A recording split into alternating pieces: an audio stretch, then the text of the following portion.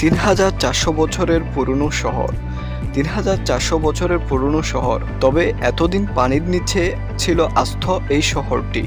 ইরাকের উত্তরাঞ্চলের টাইগ্রিস নদীর পানি কমে হঠাৎ জেগে উঠতে শুরু করেছে প্রাচীন এই শহর।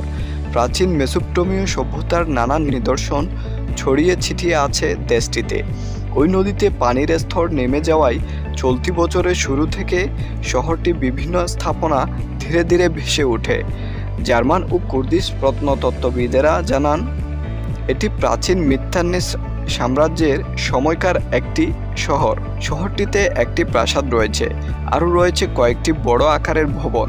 ধারণা করা হচ্ছে খ্রিস্টপূর্ব 1550 থেকে 1350 সাল পর্যন্ত এই শহরে মানুষের বসবাস ছিল। জলবায়ু পরিবর্তনের কারণে টাইগ্রিস নদীর পানি শুকিয়ে যাওয়ায় মসুল সংলগ্ন স্বায়ত্তশাসিত কুর্দিস্তান